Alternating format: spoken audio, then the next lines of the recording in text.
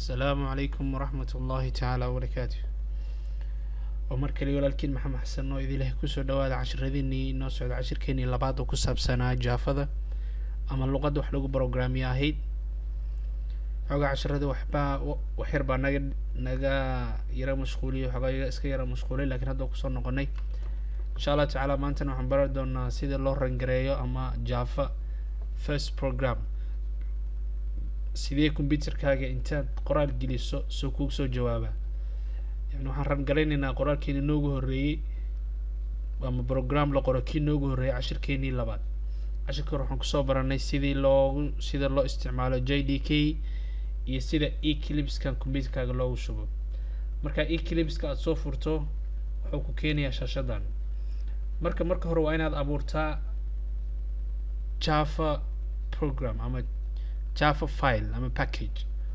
so marka hore si wax loo abuuro waxa weeye marka hore waxaad tagaysaa file markaad click ku siiso meesha ku korayso waxaad rabtaa new. marka waxaan sameeynaa Java project aad click ku siinaysaa ama project labadoo isku mid.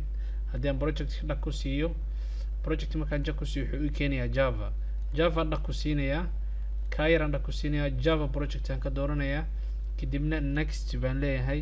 next kadib meeshan wuxuu ii soo saarayaa project name, yani projectiga weli ma aanan bilaabin laakiin projectiga magaca u baxsanaysid waa maxay. okay waxaan dhahaynaa program 1, yani programkeeni koowaad waa iska soo gaaminaynaa. next waa dhigi kartaa laakiin waxaa iska fiican in la finish.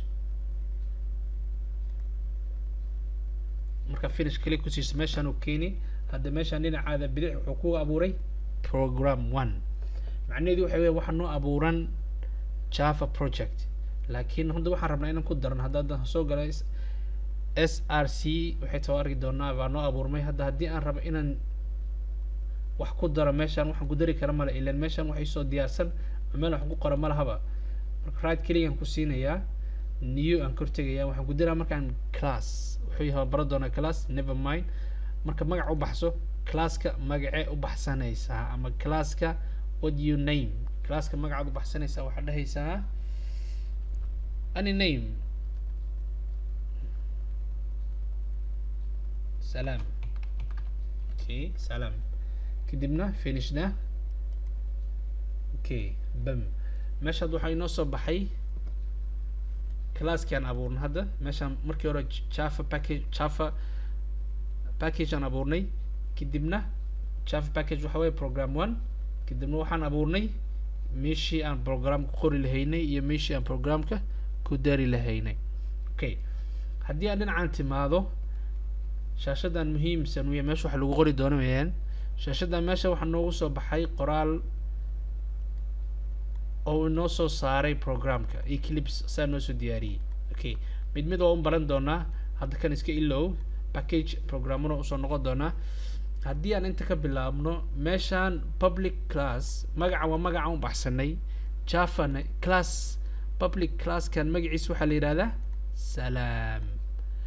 Java walba oo la abuurayana waxa weeyaan class.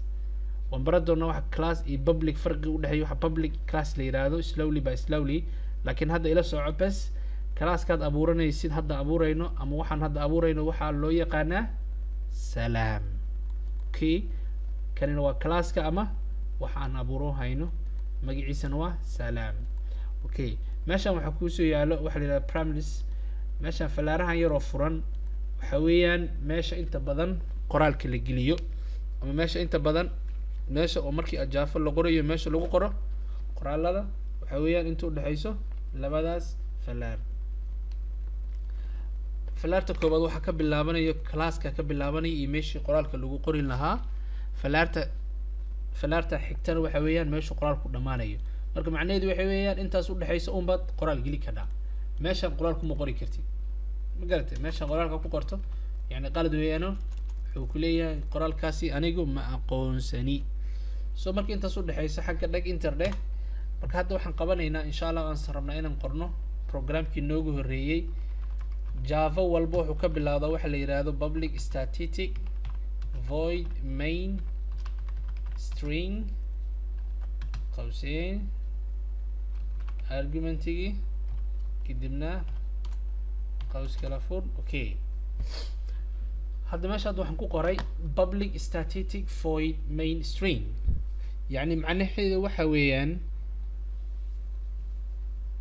waxaad qoraal methodkan mainka ah ka soo ran garay yani qoraalka meeshan ku qori doono waxa iskale methodkan main leeyahay waa bara doono wax method wax kale la kala yiraahdo cashar soo socdo bas now just be with me ila soo hada si aan wax u qoray marka hada public static void methodkan aan qoray waxaan gudahan kan gelinayo aan rabaa methodkaas waxaan gudaha gelin rabaa inaan banaanka soo saaro meeshan waxaan ku qori lahaa for example meeshan waxaan ku qoriyaa assalaamu calaykum wall assalaamu calaykum wall taas sidee banaanka ugu soo saaraayo aan shaashada u keenaa mala socotaan assalaamu calaykum wall taas inta banaanka u soo saaraan rabaa aan shaashada soo saara see u soo saara oo methodkaas main methodkaas ku dhex jirta waxaad samayn kartaa waxa jira wax la yiraahdo soo printer garay ama banaanka keen waxa weeyaan system store capital weeyaan system dot out dot print line goes for array assalamu alaykum wow okay كدبنا labada dhibic soo xid okay hadda meeshan waxaan qoray waxaan rabaa inaan dhaho war computer assalaamu calaykum wow ii soo saar adoo ka soo dhex saarayo main methodka gudihiisa main methodkaas oo ku sii dhex jiro class kaas oo magaciisa la yiraahdo salaam okay inta bis ila socda okay hadda meeshan waxa ay ku qoray hadda hadii aan waxaan u noqono system.out system.out waxa weeyaan waxaad banaanka keentaa print line aad soo saartaa assalaamu calaykum taas intaas oo kaliya weeyaan assalaamu calaykum soo saar weeyaan okay wala socod soma so marka hadda programka noogu hore waan qornay marka si aan u tijaabino marka hore save dheh save ka dhahdo calaamada meeshan ku taalo ee yar waxa ku qoran run salam.java يعني salam.java معناه waxa weeyaan okay run salam.java معناه waxa weeyaan class kan salam la yiraahdo .java waxa lagu garanayaa class kan inuu yahay file java waa arki doonaa hadhow .java iyo soo yaali waxa soo dhan marka run taas markaad aragto oo geeska bidix ku taal dhinaca bidix click to see okay meesha ma aragtaa assalaamu calaykum wow marka assalaamu calaykum walt waa bedela kartaa intaan oo kale bedela karaa hadda assalaamu calaykum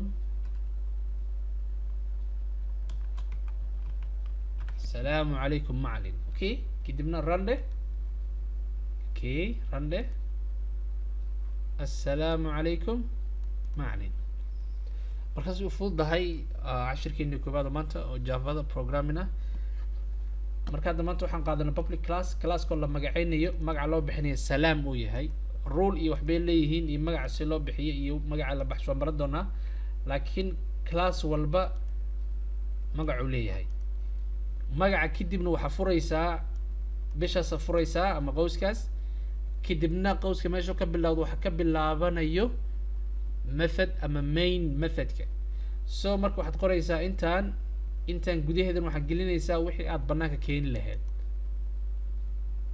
kadibna run aad dhahaysaa wixii banaanka ku imaanaya assalaamu calaykum marka casharada way socdaan haddii aad hadda fahmin never mind no problem ila soco slowly by slowly casharada ku xigo aad ka fahmi doon hal maalin wax lagu fahmi maayo ama cashir wax lagu fahmi maayo wassalaamu calaykum waraxmatullaahi wabarakaatuh